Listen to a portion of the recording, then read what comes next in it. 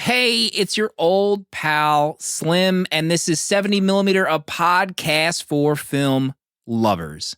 Every Monday, I sit down to talk about recently watched movies with my dear friend and artist, Danny Haas. Remember when Chris Pratt choked out a Dilophosaurus? Stupid ass movie. And our own spiritual advisor and movie insider, Protolexis. When I got out of this movie, I thought, do we know how to make movies? Coming out of this, I wasn't sure. It's like, are movies over? We also have a very special guest this week, our close personal friend and co-host of the Movie Mixtape podcast, Marcie. I found out something today that it shook me to my core. So Goldblum in this movie is the same age that Richard Attenborough was in Jurassic Park. And he looks amazing. This episode, we are finally ending this journey with Jurassic World Dominion. And we ask the question, does Colin Trevorrow belong in prison? We answer that question and talk a bit more about Obi-Wan at the end of this show now.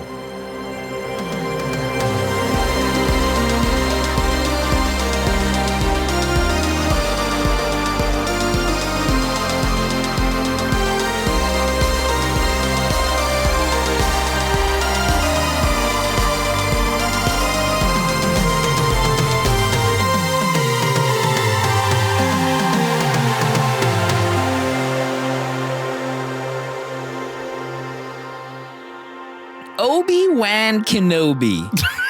Starting off. The series is almost over, and I've been getting DMs all week. People are loving hearing us talk about Obi-Wan KENOBI. They're loving the truth, the realness, Proto. Have you been getting DMs about that? Not this week. But they were hot the first week. The truths that we uncovered. Yes, the truth. The people who are willing to walk in the light now. After that, we're not going to talk about Obi now. Use the chapters to skip ahead. We'll save that joyous moment for later. And as always, if you just want to skip to the real reason you're here, Jurassic World Dominion, you can use the chapters to skip to that too. But we have a special guest this episode, Marcie. How we jokingly called half jokingly. Our Jurassic Park expert, historian, and a dear close friend of ours, very close friend, a valued member of our community, and co-host of the Movie Mixtape podcast, Marcie, welcome home. Hello. I'm so excited to be here, and I'm happy it's this movie. You know, I didn't have to prep too hard. I got to just enjoy it. Didn't have to think too much. So a lot less pressure. So how many days between you and the Dominion high of seeing this in the theater? I saw it a week ago. So I retain things pretty well. So I still have, some things in mind, some things I probably forgot, but it's okay. We were talking off air. And as I went to go look at my prep doc today to make sure all my notes were up to date, I realized I forgot to write any notes down after I saw the movie in the parking lot. And I started to panic a little bit before the show. What do you do to take notes when you go see a movie in the theater for the show? Nothing. I don't do anything. I just remember all the beats of this movie quite well. All right. Well, Marcie is our guest. I mentioned the Movie Mixtape podcast with Dirk Feelgood. Is Dirk Feelgood? Oh, God. Close friend of ours. And when we have a guest, we usually bring up their Letterboxd profile to learn a little bit about them. Maybe regular listeners, they don't know who Marcie is. This is how we learn. Your number one movie on your 4 faves on Letterboxd, Roman Holiday. That is your number one movie. I do have 2 all-time favorite movies, but I guess just Roman Holiday. I don't know. Well, Slim, you watched it. I was so happy you watched it. I think that was last year. Yeah. I don't know. Audrey Hepburn's the best. I don't know anybody better. And I think Danny watched this too not that long ago. So. Oh, yeah. Recent watch. I think I had to 5-bang that movie. It's too good. If you don't 5-bang Roman Holiday, I want you to leave right now. Turn the podcast off. Proto's going to watch it tonight and give it 3 stars. That's the risk we take. Could happen. Beautiful film. I remember crying at the end of that movie. Oh, I cry every time I watch that movie, and Dirk didn't cry at all. We watched it, so we did like an all-timers mix, and that was my pick for that mix we did on our pod. And I was insulted that he didn't cry at the end of that movie. I think my favorite parts of the podcast that you and Dirk do is when you don't know something or when Dirk knows something. Like when we played the Cinephile game and you were like far and away the most knowledgeable movie person that we know. And then when Dirk knows something, it's almost like it doesn't compute in your brain that like Dirk would know something about movies and you have to like restart. I try to be like polite about it. And he's like, are you patronizing me? And I'm like, no. Number 2 movie, which leads us really into this episode, is the OG Jurassic Park. Wow. Yeah. It makes you question, like, were sequels a mistake? Save it for the show. Do you have a memory of seeing Jurassic Park for the first time? Yeah, I do. So I was too young to go see that in a theater, but I'm pretty sure I was like 4 the first time I watched it. My mom had it on VHS. And I think she just put it on because I think like all kids, you like dinosaurs when you're little. And, you know, that movie is very traumatizing when you're little, but it's something that, you know, I've just had basically my whole life. And I think in my latest review for it, I just wrote like, as I get older, that movie means something different to me. So right now I'm in that Sam Neill phase. Like I want to maybe like kids. Maybe I want to be around kids. I don't know. Maybe I want to start a family. I don't know. Settle down. So yeah, next phase is Richard Attenborough, crazy billionaire phase. Third movie is another movie we've covered, Pride and Prejudice. Your third all-time fave movie. Yeah, I think when I first found this show, so you guys, like how I found you guys is through Letterboxd. Danny's first set of director's pins, they shared it. I was like, oh, that's really cool. So I found you guys through that. And the first episode you were doing at that time was A Muppet Christmas Carol, which I know Danny hates, but is my favorite Christmas movie. And I was like, are these my people? And I'm pretty sure after I got through that, the first one I listened to after that was The Pride and Prejudice. And I think my jaw dropped when Proto gave it 5 stars. Proto gave that 5 stars? Oh, yeah, he did. God. Wow. What a moment. I had a righteous anger in that episode. Yeah, that's a perfect movie. I love that movie. And I think, and then Danny was sharing, like, his girls are all named after Pride and Prejudice. I thought Darcy, that was really sweet. Yeah. What an app. I think I gave that 3.5 stars. Thanks, Slim. And yet you still stuck with us after that. So I appreciate that. Fourth movie is one that we have been so close to doing. So close. You know, we have votes in our community, the VHS Village Discord. Sometimes we put it up to the community. You know, do you want us to cover this movie? And we have tournaments and it's lost every time. The Thing, John Carpenter's legendary movie. Yeah, it's the 40th anniversary. I'm just saying.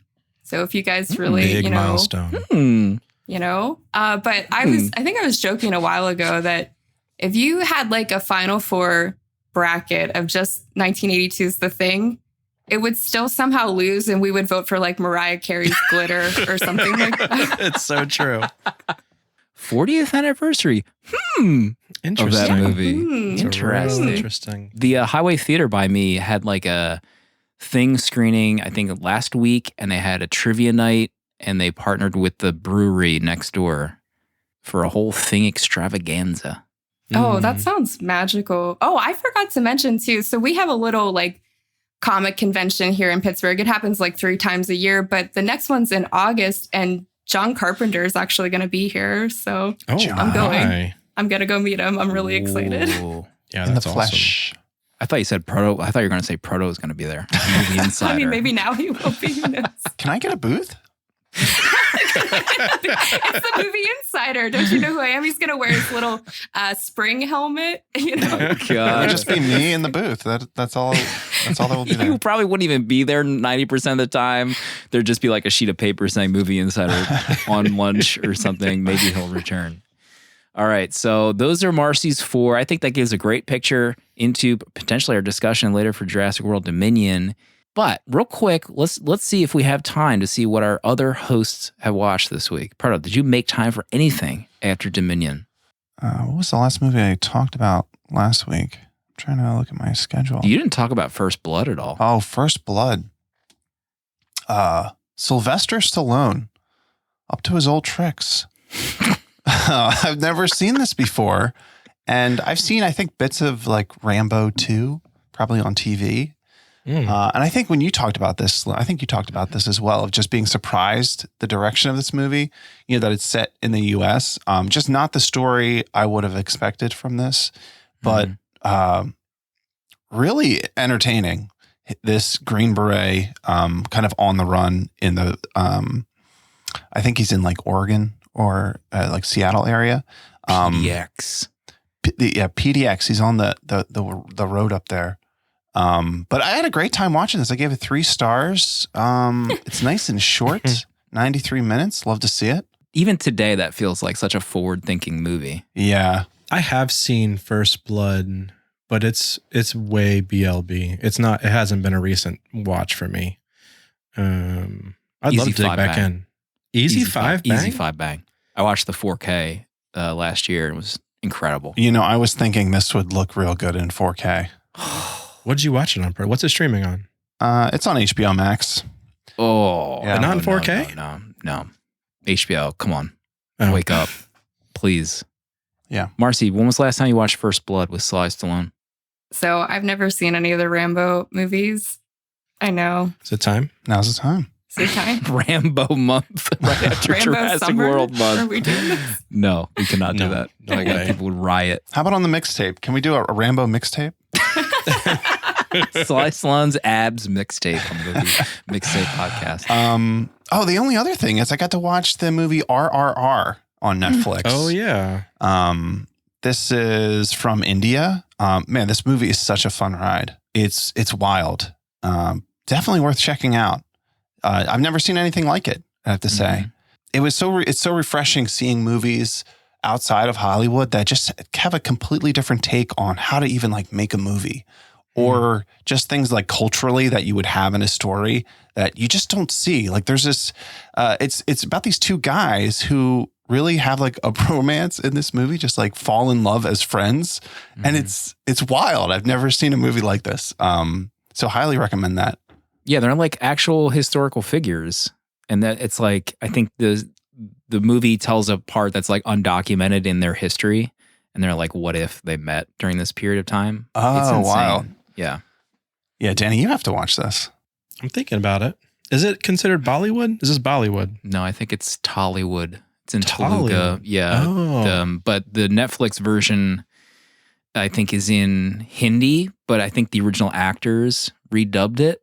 So, it's one of those things where people you got to see it in theaters to see the original presentation. Oh, yeah. But if you can watch it at home, it's still a lot of fun. Mm. Marcie, your thoughts on RRR? Wow, I'm like really failing here. I still haven't seen that yet. What? Movie historian Marcie. No Rambo, no Tollywood. I mean, Yeah. you do the math. I'm going to go now. Danny, did you have any time to watch movies? What were you watching this week? Listen, I didn't watch any movies this week, but I've poured hours and hours and hours into the Duffer Brothers' 4th season of Stranger Things. And what pisses me off watching this show is all I can think about is what if Disney cared as much about Obi-Wan that Netflix cares about Stranger Things. Because this show is a masterclass on storytelling, design, like production value, performances from these kids and adults. I'm floored by this season. And it's the juxtaposition of watching this side by side with Obi-Wan is maddening. Like it makes Obi-Wan, my viewing of Obi-Wan worse. Because I can't believe I would go from the finale of this, or the 7th episode of this season, not the finale yet, to this last episode of Obi-Wan. And I was just pissed. Like absolutely pissed off. Because this season of Stranger Things is incredible. Yeah, it's really good. I mean, there's even some like green screen that looks comparably bad in Stranger Things, but I didn't even care because of like the overall quality of this season. There's in the 7th episode, I'm not spoiling anything. There's about 5 storylines going, and it is a masterwork on storytelling. Like you're not lost ever. And it's just incredible. Marcie, your thoughts on Stranger Things? I have to say, Max is one of my favorite characters. And before we were recording, I think Danny just rewatched her big, heavy episode. Dear Billy episode. And I think that's been my favorite episode so far. And absolutely insane. Slim was saying it has a really, really good ending in it. And it really does. And I got very emotional watching that episode. Yes. This season's really creepy. I'm really shocked. I mean, I guess they kind of step it up every season. But I will say there is a villain on the show, and it's kind of a familiar actor. So I kind of knew early on that they were going to be a big bad. So that's the only problem. Like when you know actors too well, you're like, oh, they don't just have them in here for nothing. You know, something's going to happen. Max's character is probably the best addition to the show. Oh, I love Max. Yeah. I remember we mainlined this, Amanda, my wife and I, all in one day because I incorrectly thought this was the final season. Until like 2 weeks later, I was like, oh my God, they're actually coming back for more? Like not even just the next 2 episodes, but like another season. There's going to be a 5th season. It's going to be a 5th season. It's supposed to take a big time jump. And there was a tweet recently that said when the Duffer Brothers presented the final story to Netflix, that the Netflix producers left in tears. Get the hell out of here. That is the silliest thing I've ever heard. Are they going to future age the kids to be like, put them they'll be proper aged at this point. Do you think when they presented the Obi-Wan outline, no one cried? That Filoni and Favreau were brought to tears? No outline was presented anywhere for Obi-Wan. They just walked up the cameras and said, go. No budget. Oh, God. So this just a taste of our Obi thoughts later in the show if you want to stick around for that. Proto, when are you getting on the Stranger Things ride? Man, this makes me really hyped for it. That's high praise. Where are you at in Stranger Things, Proto? I watched season 2 when season 3 came out. We were on vacation that year. I don't know. Was that 2018, 2019? I don't remember. But I watched 2 like on vacation and just never watched anymore. So I'm like at the beginning of season 3. But now I kind of want to wait to watch it with my kids. I think your kids might be too young. 10 years. Your kids might be too young for, I mean, at least the current season. Because the current season is like 10 years is going to fly by. Listen, I can wait. There's a lot of other shows to watch in between now and 10 years. Yeah.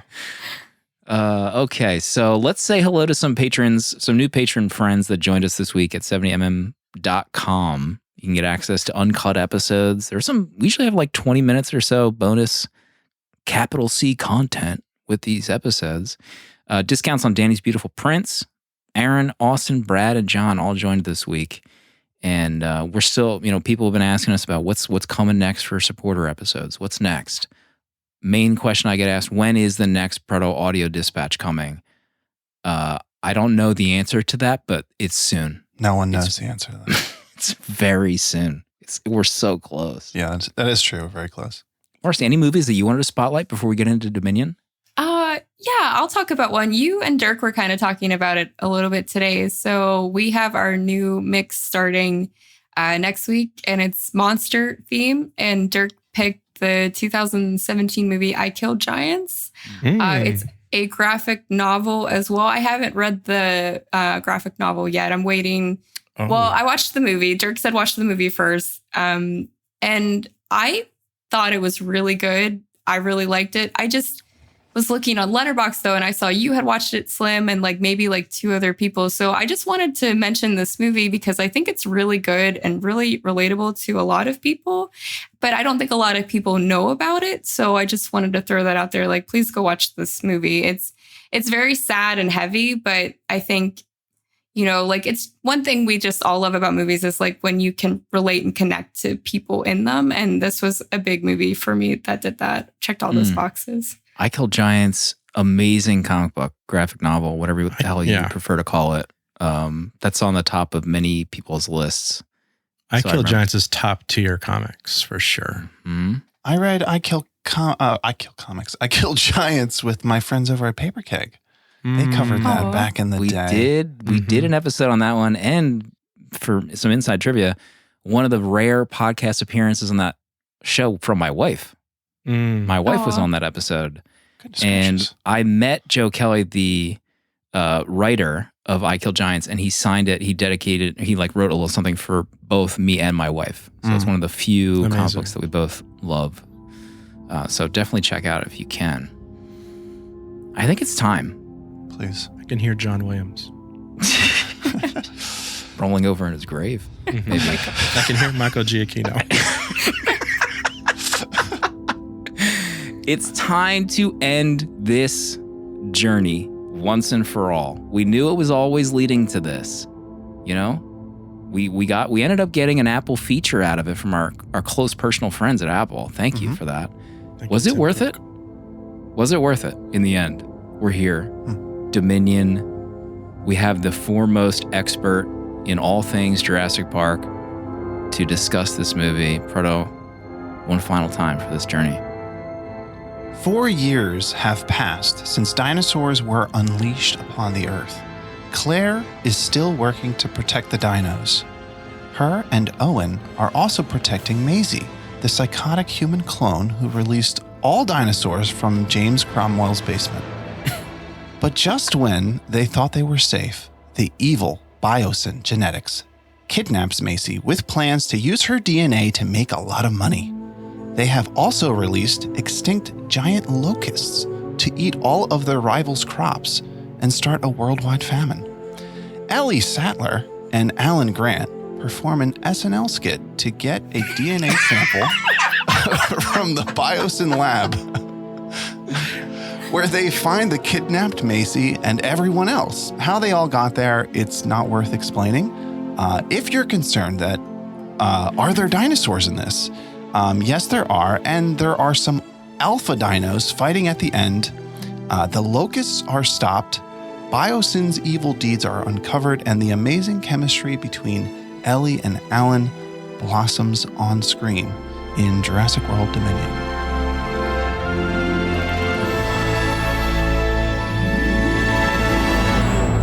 Oh boy.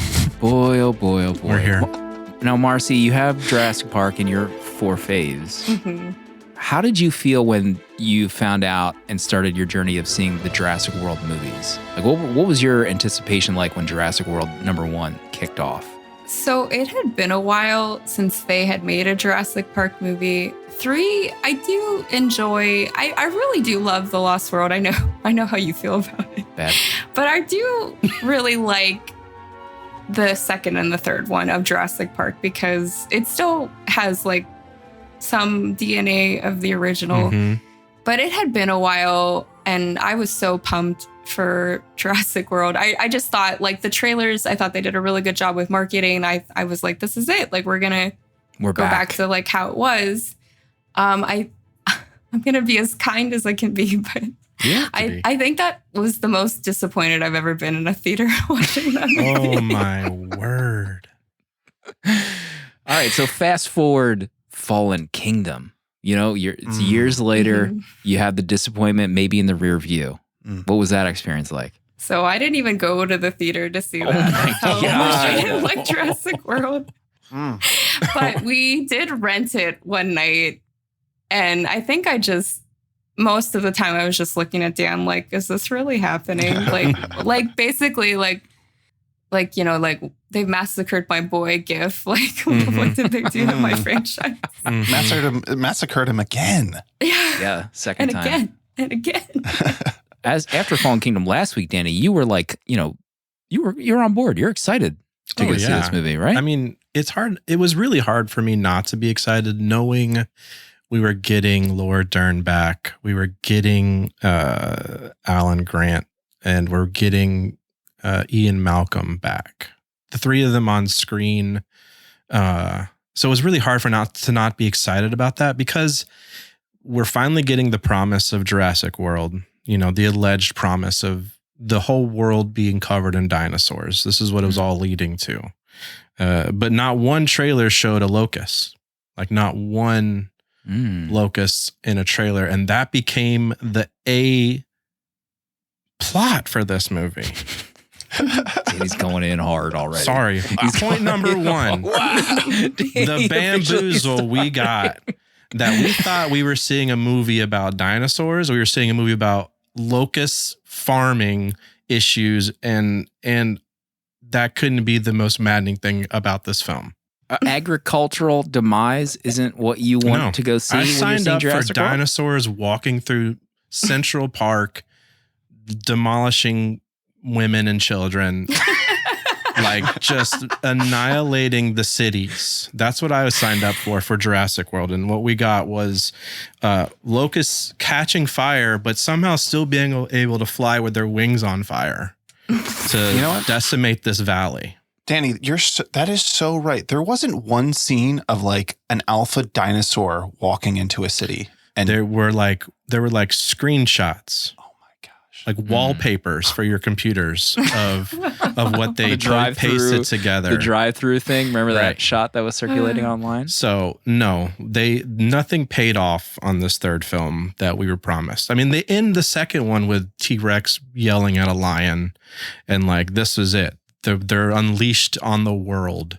We get to see what happens. But no, we're still in a park that they've corralled all these dinosaurs in again, and we're back to just some idiotic scheme. Marcie, did you feel bamboozled?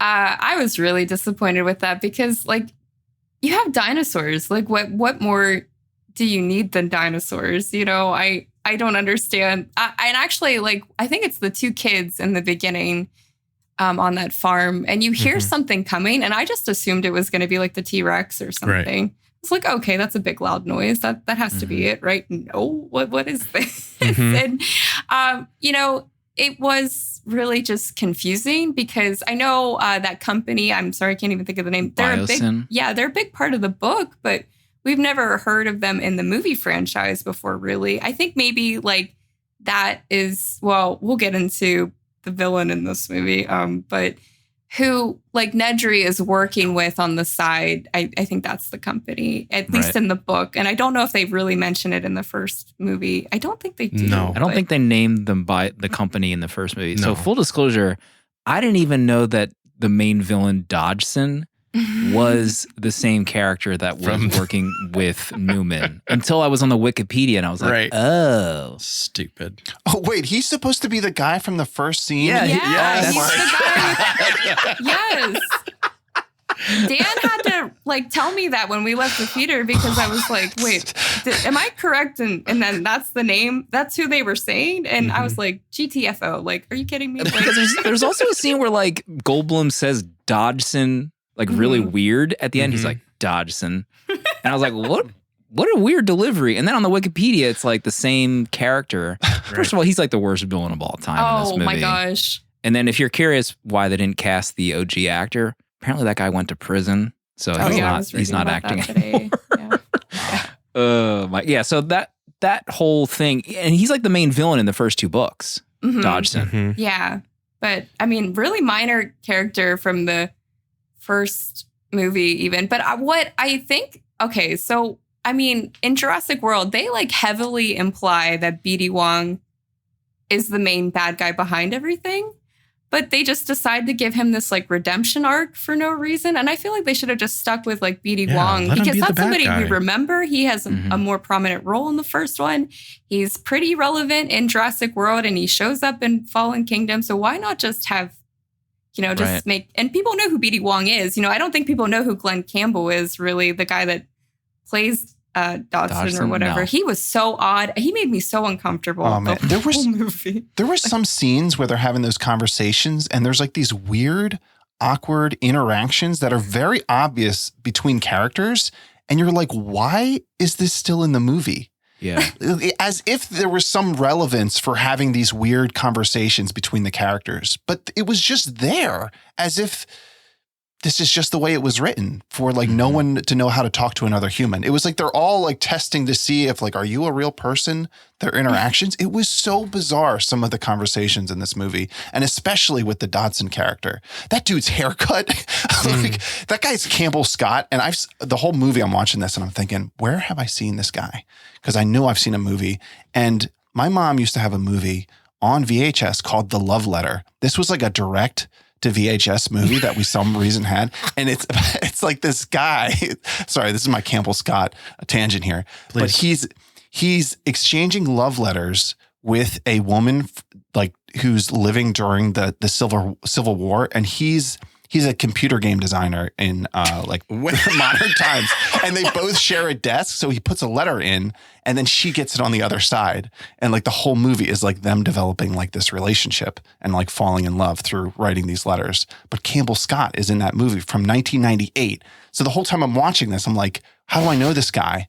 And I get out and I couldn't believe it was Campbell Scott from The Love Letter. Oh my God. Ellen is in it too.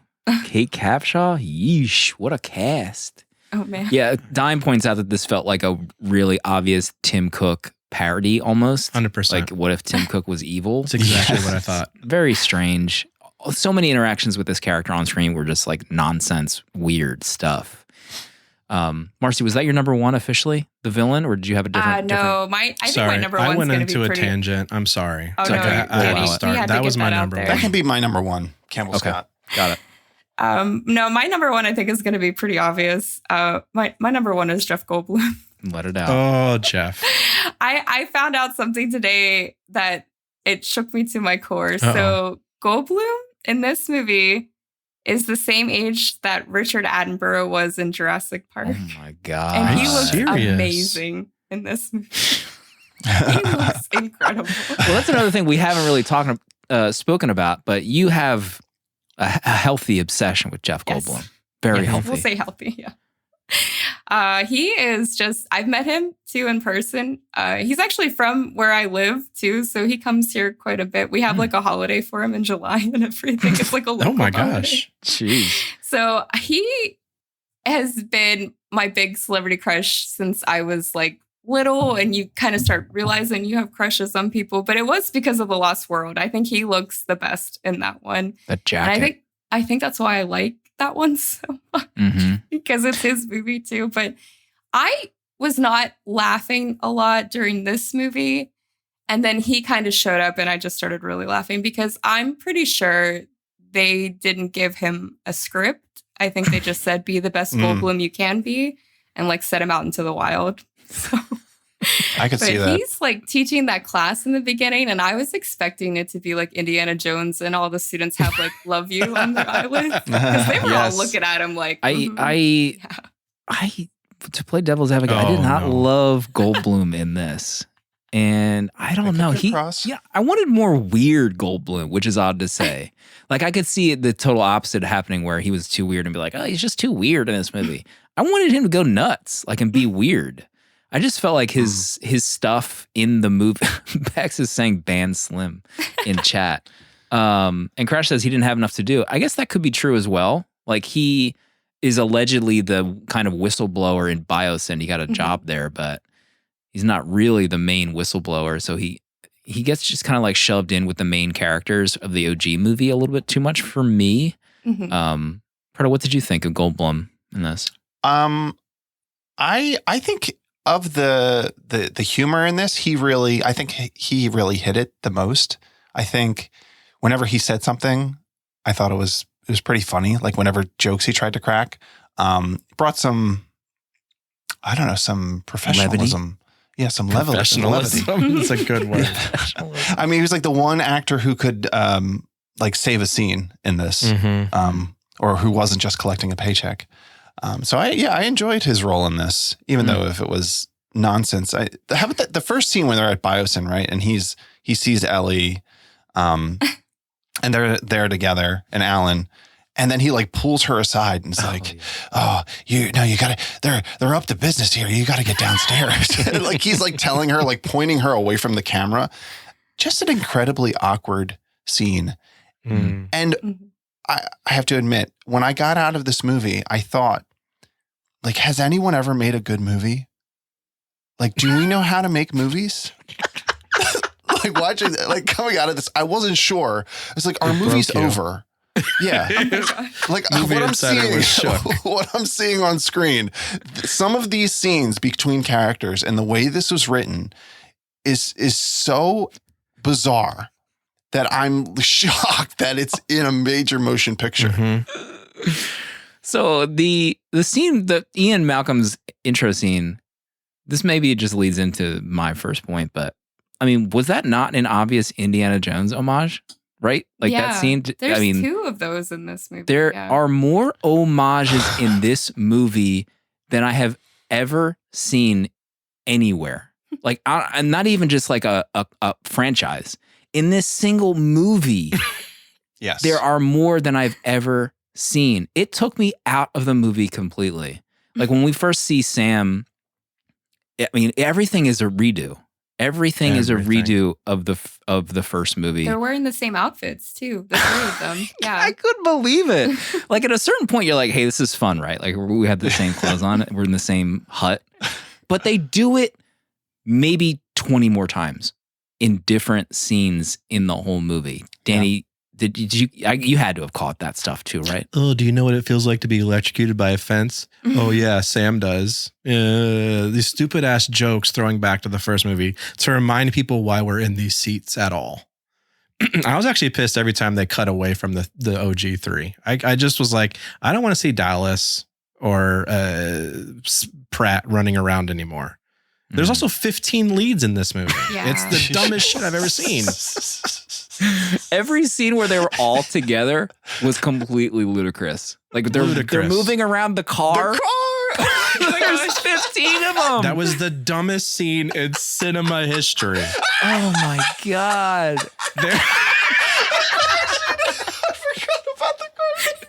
The car scene was too much. They start off with nobody move, and all of them are circling this car.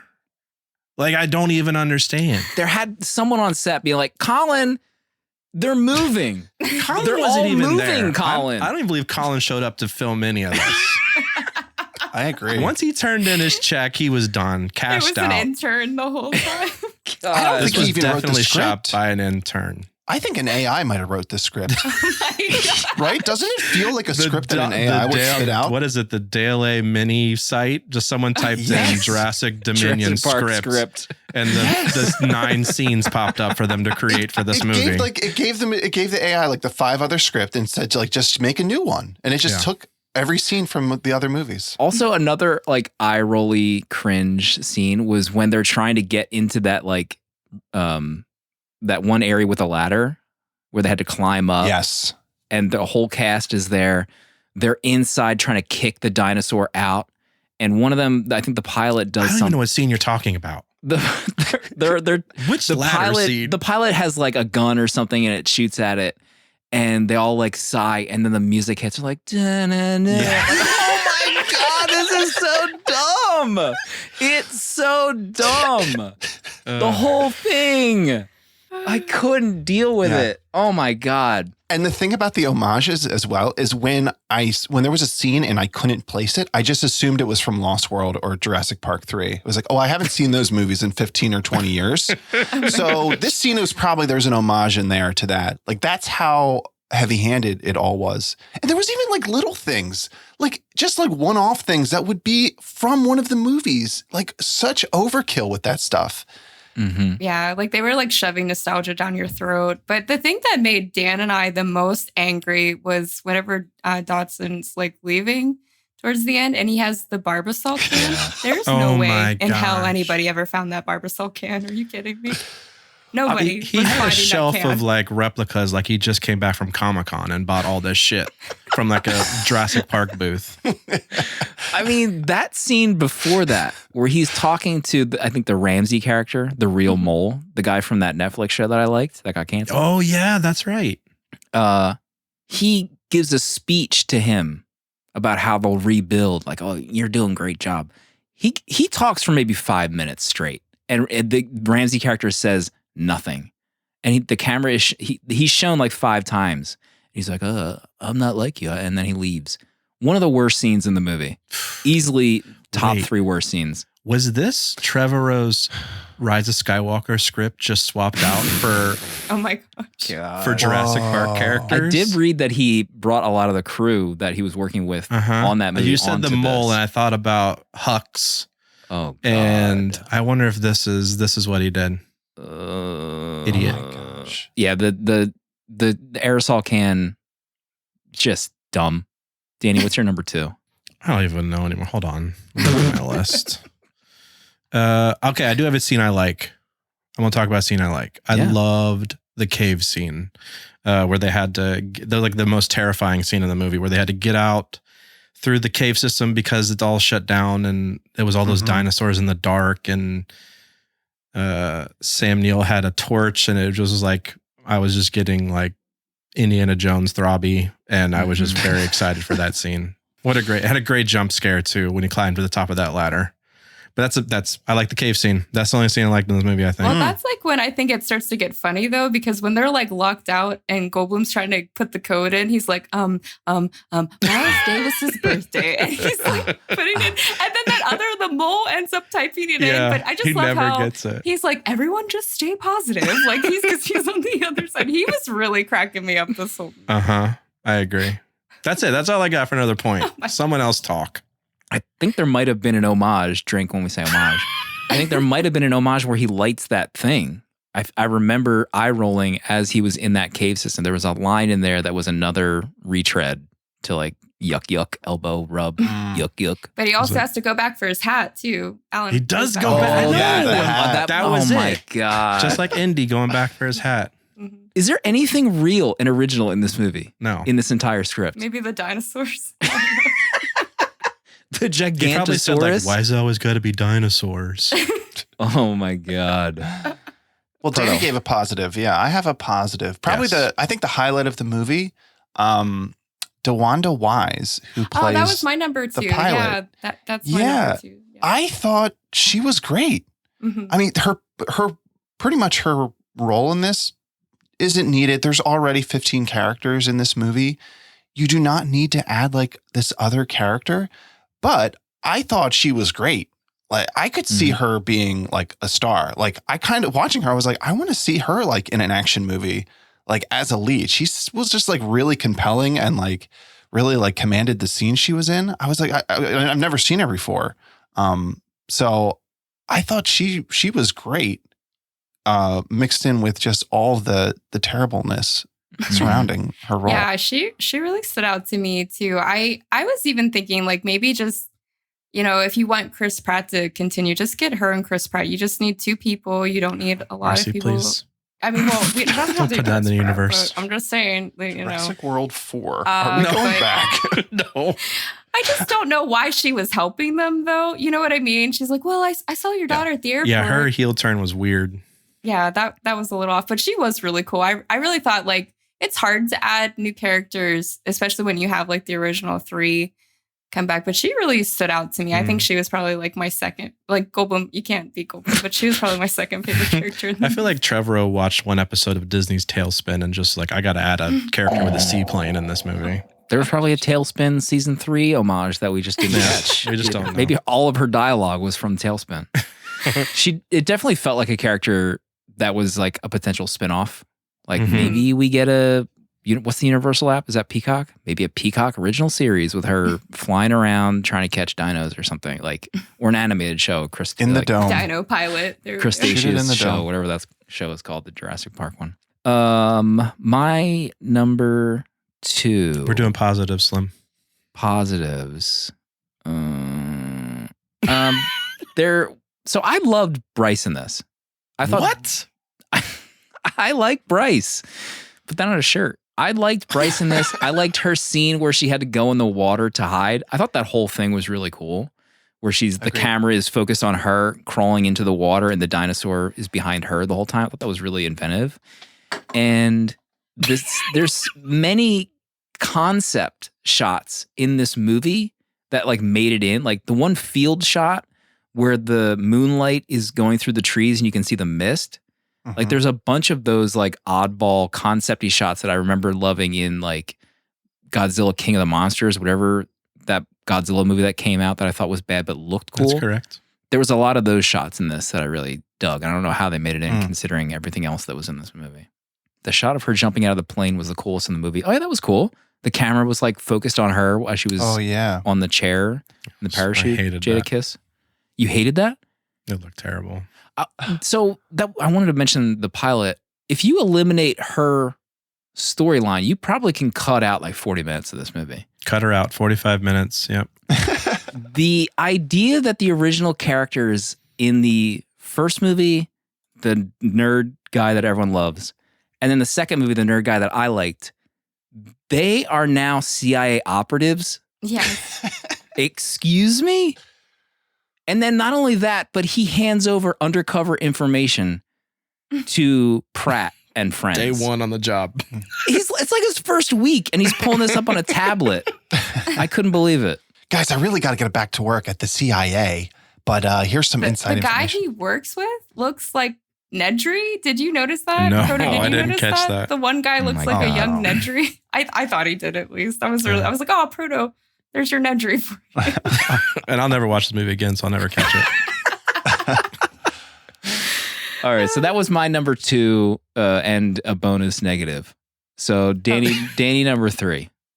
Number 3, I guess I just like the redemption of Ellie and Alan. I think I liked that at the end. I did get the chills when they kissed. And that's another positive, I guess. Other than that, I don't know. I don't even know why. I wasn't even very excited about the last dino fight scene, but I keep thinking about that scene, how weird it was that T-Rex played dead and the long finger guy showed up that was blind. I don't know how he didn't see Dallas to begin with. For all I know, all dinosaurs are blind. Just don't know this movie. Yeah, I don't have a third. That's about it. That's all my like mini notes. Did you notice how when they showed them together, they were wearing clothes from the 70s? What? Like when they're outside of the courthouse, it looked like they were dressed in a totally different decade. And even the characters, the extras in the background looked like they were dressed in another decade. Very strange. Now, this won't surprise you, but I don't remember a courthouse scene. I don't even know what you're talking about. That's when they were outside. He was like going to testify or something against Biosyn. Oh, yeah. Okay. Sure. That was an homage to what's that Harrison Ford movie we just watched? Conversation danger. with Gene Hackman. Yeah, my third was also Ellie and Alan. I've had written down that they could have also completely removed this plot as well. Mm-hmm. There's just so like the first half of the movie or more, Ellie and Alan are on this covert operation to break into Biosyn to steal the DNA of the locust. Like this looks like a skit that would be on SNL about Jurassic World, like with how stupid this is. Of like, and like every scene is just so bizarre of them like getting in there and like having no idea what to do, sneaking downstairs, putting on these suits with the masks, like all the little jokes of like Alan just like fumbling around. It was just like so juvenile and so strange. And I was thinking, how much are they getting paid to do this? Yeah. Because how do they feel about like knowing what Jurassic Park is to like come back to do this movie, like read this script, be on that? Like they actually had to do this. They had to be at the set, you know, and actually shoot these scenes Right. and live it. Like, how did they feel about it? I'm really curious. I don't even know.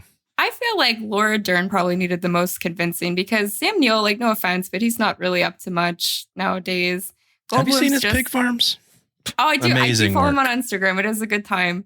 But Goldblum's just up for a good time. I think he was happy to see those two again. But Laura Dern's now an Oscar winner.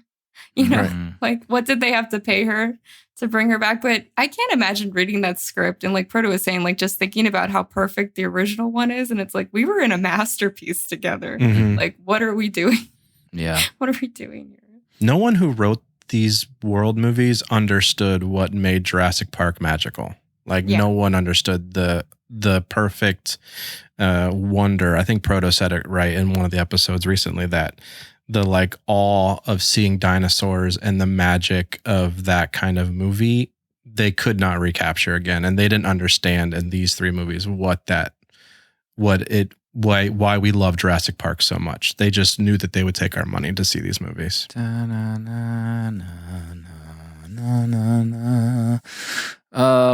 Marcie, number 3.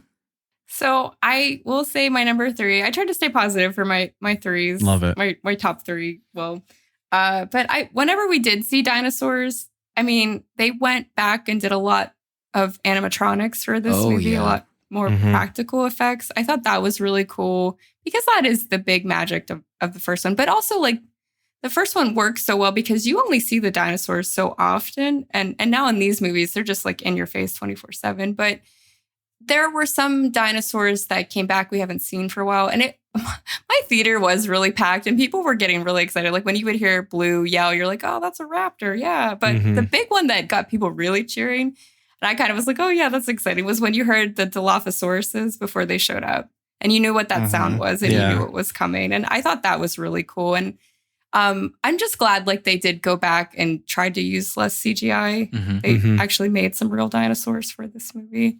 So yeah, that's my other positive. Remember when Chris Pratt choked out a Dilophosaurus? Yes, I was just going to say that. Stupid ass movie. That was another scene, right? He chokes it out, like, and is there like 10 seconds of Bryce Dallas Howard frozen in fear.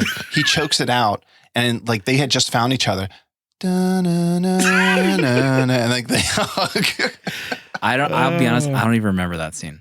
I don't even remember that at all.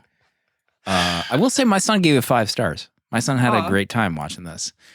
Also, so we're walking to the theater, and I was like, "Do you remember the first 2 movies? Do I need to give you like a reminder?" And he's like, "Yeah, I don't remember anything." And I was like, "Well, the last one ended with the clone girl releasing the dinosaurs into society," and he made like the stinkiest eye face that I've ever seen from him. He was not aware of what was going on. Did you guys think, like, when the movie ended that you were like, this plot didn't even need to happen, nothing's changed? Like, literally, they're all in the same spot. Dinosaurs are still in the wild. Like, I kind of feel like maybe they should have saved releasing dinosaurs into the wild for the end of this movie. You know, that would have been a way cooler ending because they didn't do anything or resolve anything about dinosaurs being in the wild. They're like, we got to figure this out in the beginning. And then it was like, well, they're here. Too bad, I guess. I mean, yeah, there was nothing cool in a city with dinosaurs. Like, I don't understand. Did they just skip over the murders that the T-Rex was probably responsible for? Like the hundreds of eaten human beings in its belly?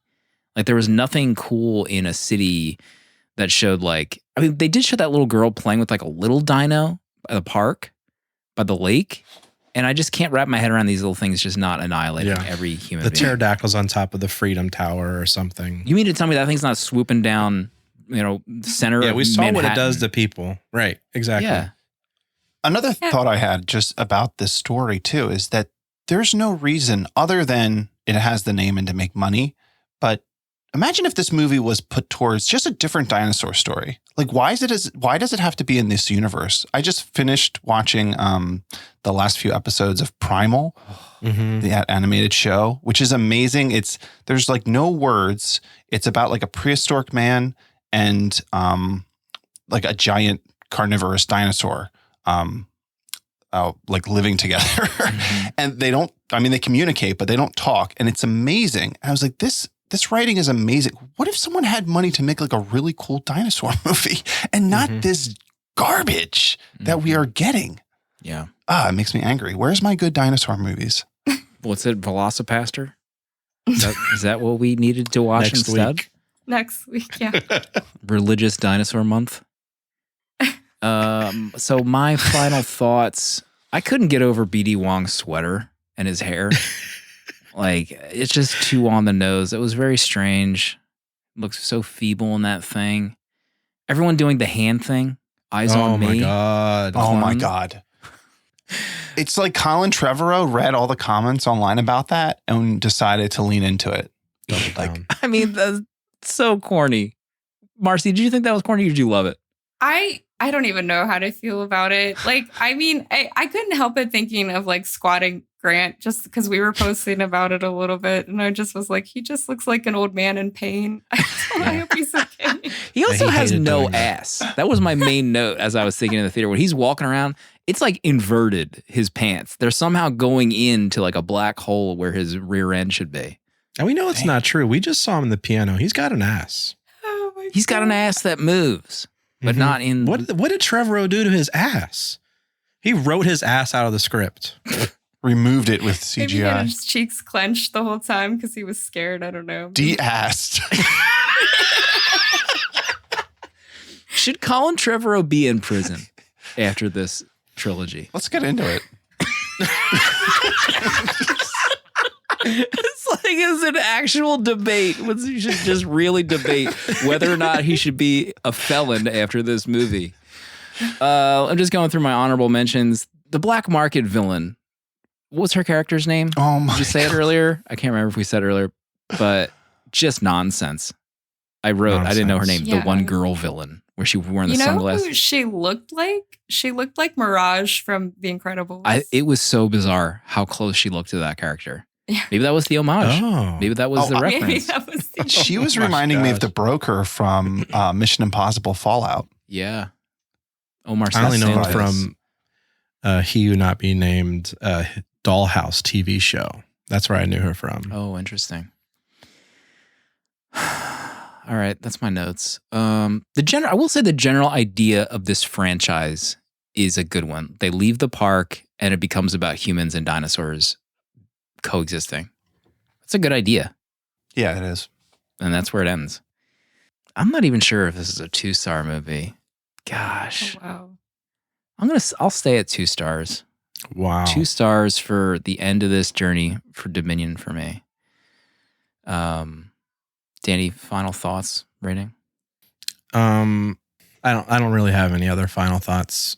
I am with you. 2 stars for this. Dominion made the first Jurassic World look like a masterpiece.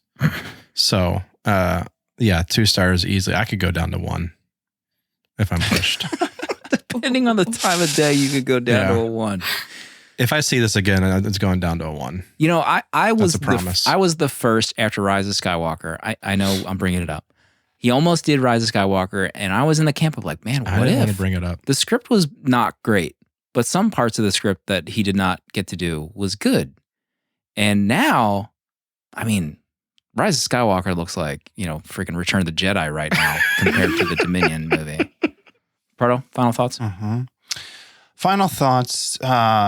This really isn't a movie. It's just a perverse series of sequences attempting to wring every last bit of nostalgia from Jurassic Park. It's like a business transaction. Like, we go to the theater, they roll out this Frankenstein of a movie that resembles the first movie, and they say, look, remember how great all this was? But it was really demoralizing. And I was just thinking, like, what if like Colin did this to, I don't know. Yeah. Like, what if he got a Star Wars trilogy? Like, what if we live in a reality where he does this to like another franchise? Because this movie is making money. Like, they all made amazing money. So it's like, hey, he's doing something right for someone. Mm-hmm. 1 star for this Dominion. Wow. I mean, we're living where we just watched a sequel to Top Gun, where it deals with continuing the story, returning characters from the original film, new characters that are well written into the story. Like this, that's how you do this kind of sequel to an already standard like masterpiece. And then now we see Dominion and they don't know what to do. It's crazy. Yeah. Top Gun saved cinema and Dominion just put it back in a coma. Put it back in the coffin. Marcie, final thoughts and rating.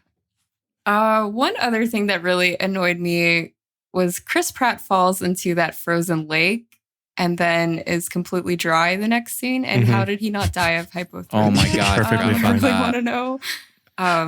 But I will say though, when the movie ended, there was a little boy in our theater and he gave a big woo. That was awesome. and yelled it to the whole theater. So I was really happy for Don't him. let it fool you, Marcie. You know? But I did really like seeing the original 3 together. I just love those 3 so much. So I'm giving 2 stars for the original 3. Oh my gosh. Yeah. Maybe this is that kid's Jurassic Park. You know? Oh God. Were the olds not into Jurassic What if- Park when that came out? Were like our parents like, oh, this sucks. You know? Animatronics.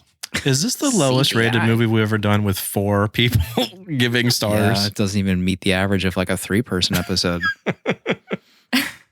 Oh boy. All right. The journey's finished. We did it. I'm not sure if it was the right decision, but we have finished the road to Jurassic World. And we will have some plans for July. We do have some ideas, and I'll just tease it out. It's going to include a vote. It's going to include a vote It's time. in our community. And if longtime listeners remember, votes historically have not gone well, No. you know, in our community. The thing has lost a vote, I think, 5 times in our Discord. Travesty.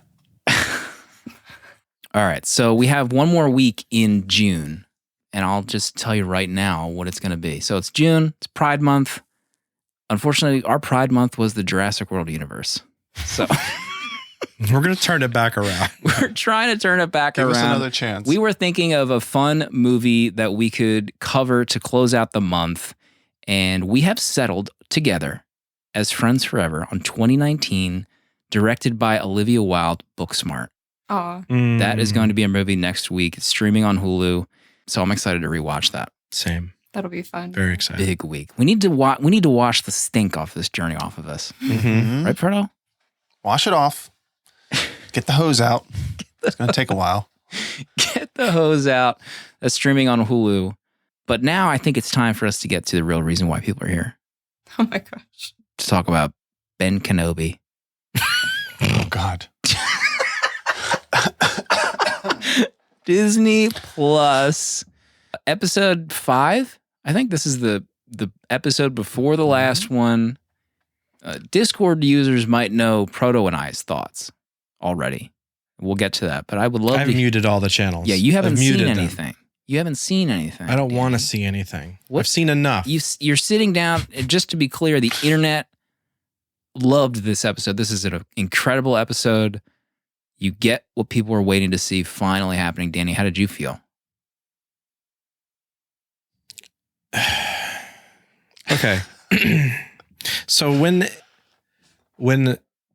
you see the throwback to Attack of the Clones era, Anakin, Obi-Wan, I got excited. I got the Mhm. chills. Mhm. And then Hayden turns around.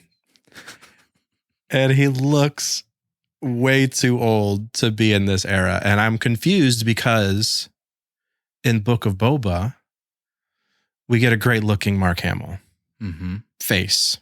I don't understand why Hayden looks like this. I was so confused, but it's fine. I just move on. And then we get back to the storyline of him running from a place to get to a place to talk to Reva, to run from a place to get to a place to talk to Reva again. And I am absolutely bored out of my mind. Like, I just don't understand what is happening. And everything is so ugly, like incredibly ugly. All of the stormtroopers in that weird single file in that valley everything looks like a bad video game. Like it's not even like Fallen Order quality. It's just incredibly bad. Why did they not CGI his face? That's what I mean. I don't get it. Maybe he like refused? I mean, I went to a Mikey, I know Hayden's 20 years older. I know this. Mikey is That's the problem. Mikey, that's the point Mikey, he's you're making. this close. You're this close, Mikey, in chat. Yeah, I did ask for de-aging. Mikey, you saw how Hayden looked. He looks present day Hayden. If I'm pushing my glasses up, this flashback is supposed to take place, Attack of the Clones, and he looks like he's 50. Like, and even Obi did. I just didn't quite get it. I was like, Marcie, what did you think? Jeez. So I like Obi-Wan. I've been enjoying the show, and I'm not afraid to admit Thank you for being here for There we this. go. I wasn't caught up today, and I was napping pretty hard, and I woke up to a threat from Danny that I needed to watch it before today. So I made sure to watch it. But I kind of liked that the flashback wasn't just all at one time, that it was like throughout the episode. I thought that was pretty smart. Mhm. And I really like the third sister. I like that she had her big reveal in this episode. I thought that was pretty cool. I understand like why would you go up against Vader, but that's like what she's been trying to do since everything happened. So I kind of enjoyed their fight, and I'm glad. I guess she's still around, but the ending confused me a little bit. Is she gonna go after Luke now, Yes, or I guess. Okay, so okay, all right. That was a little bit confusing. So there's only one episode left, right? Yeah, for this season. Allegedly. If If they there's come a back. I feel second like season. there's just too much left to do they kind of do this with the Marvel shows. I know. No, sorry, Danny, cover your This is ears. safe. You're fine. It's a I'd safe rather space. talk about Marvel right now than Obi-Wan. But I think like actually watching the Marvel shows has prepared me for Obi-Wan, where like I think they're decent. They're not like the best thing ever, but it's like I have that mindset now where I think like I enjoy Obi-Wan. Like, Well, I'm my having a good my time. main complaints are visual. Like, I hate the way this show looks. I don't mind the story beats. I've enjoyed Reva's story. I like what they've done with her character being the youngling that survived Anakin, etc. I like that. I just can't get over how ugly this show is. Like, Trainer just pointed out, remember when Netflix had Marvel shows that were 10 out of 10? Remember Daredevil? Mhm. Or how people were like Mhm. losing their minds right, over exactly. Daredevil? This is, and I'm watching Stranger Yeah. Things, like 30 million episode. We gasped at, but it looks it. Mm-hmm. This, Yeah. if they had the same budget for this, I'm going to lose it.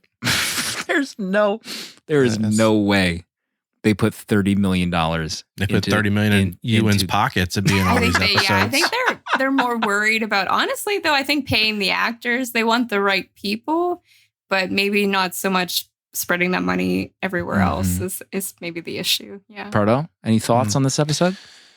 Yeah, well, I would say the quality of this episode is what I was expecting from maybe like the first episode. I felt like this was on par with what I expected from Mando, or what I saw from Mando and like Boba Fett.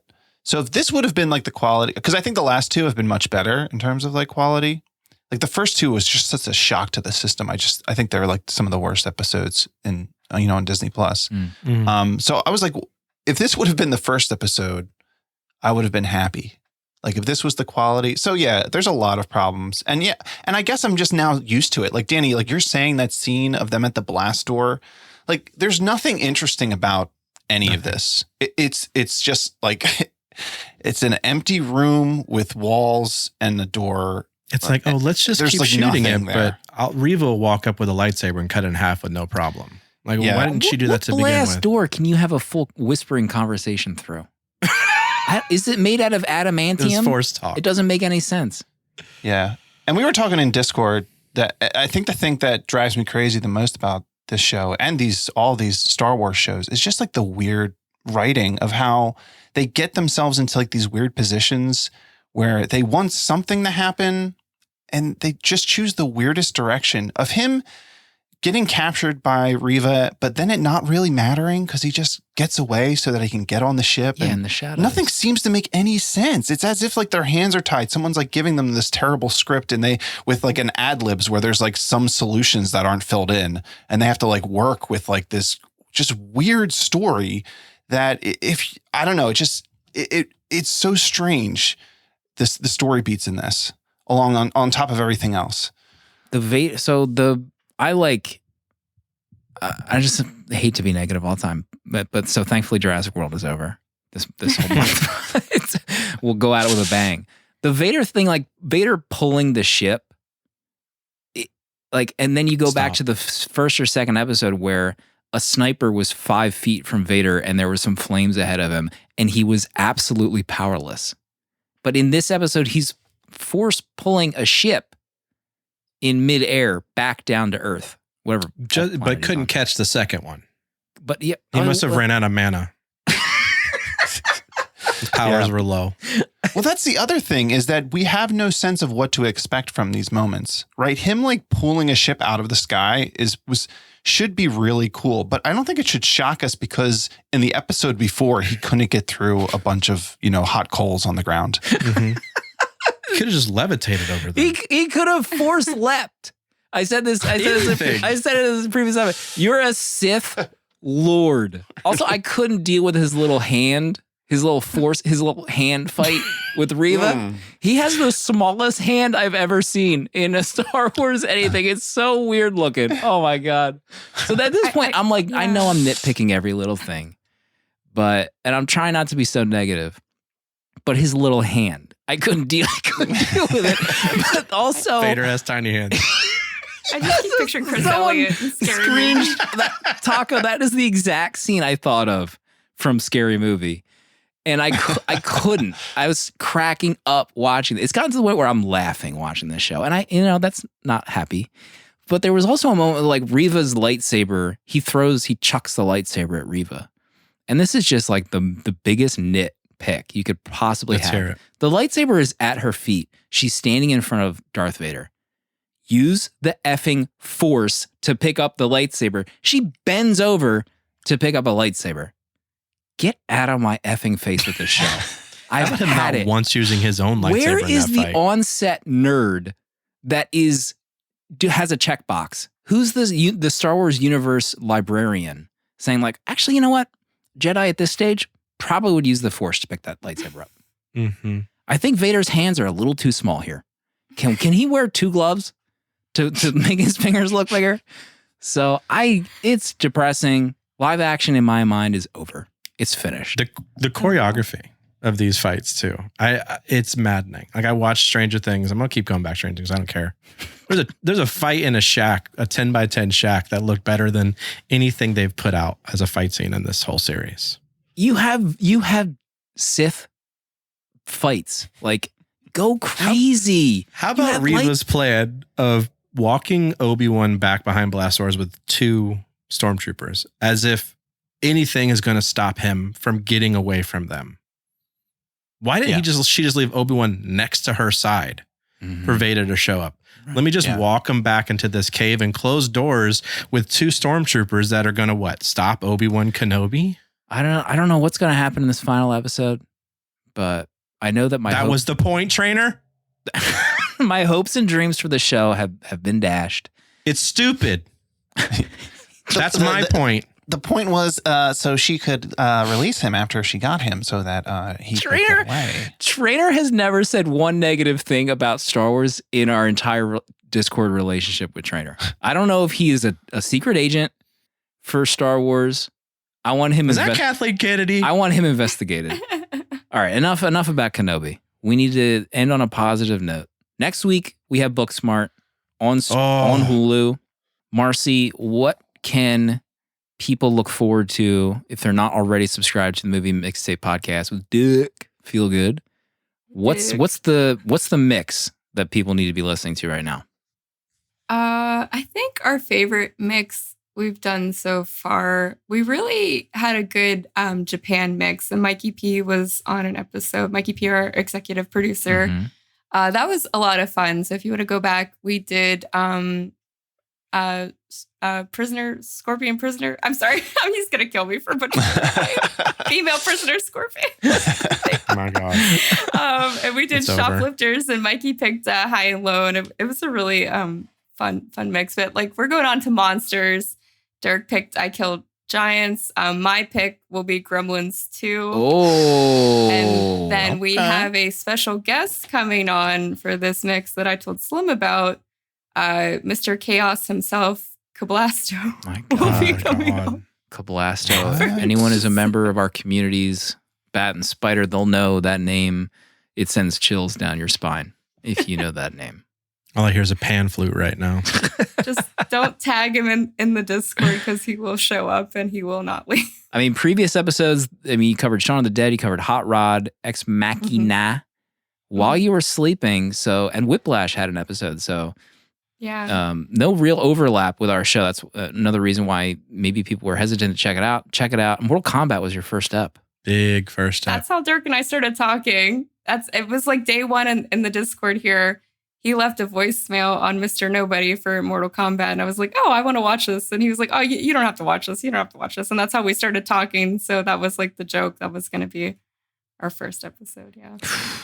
What a journey. Marcie, thank you for coming on. Thank you, guys. Being I'm here. glad we got through it together. We're stronger now, I think. We're here for each other. Yes, thank you, Marcie. We're stronger than ever, thanks to Colin.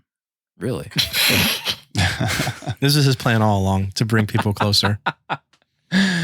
Proto, closing thoughts this episode as we move on to something new.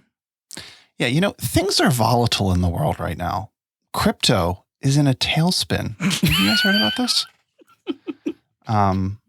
They're in a tailspin, and there isn't even dinosaurs in our world, and they're falling apart. Could you imagine the state of crypto in Jurassic World?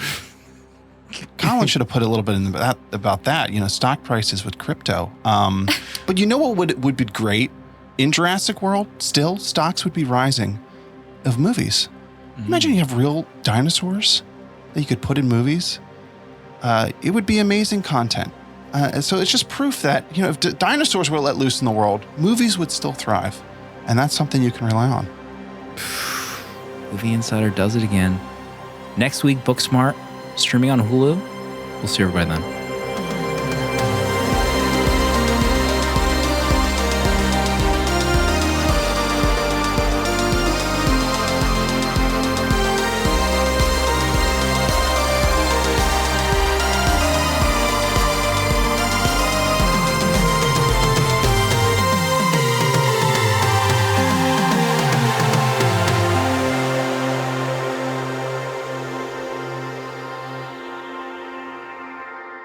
'70mm is a tape deck production featuring original artwork provided by Danny Haas. Spiritual guidance and V'ger, the robot who loves movies, provided by Pertalexis. Producer at large, Dale_A. Transcripts provided by Sophie Shin and music composed by Cinematric. Prints and other merch are available on 70mmpod.com. This episode was mixed, edited, and produced by me, Slim. Support our Patreon for access to our VHS Village Discord to talk movies with new friends, access to our exclusive episodes in the 70mm vault, discounts on merch, uncut episodes, and a physical membership card mailed to you. To check out other Tape Deck podcasts, find the link in the episode notes. And if you'd like to support our friends at Letterboxd and upgrade to pro or patron status, you can do so with a 20% off discount using the links on 70mmpod.com. Goodbye. This is a Tape Deck podcast.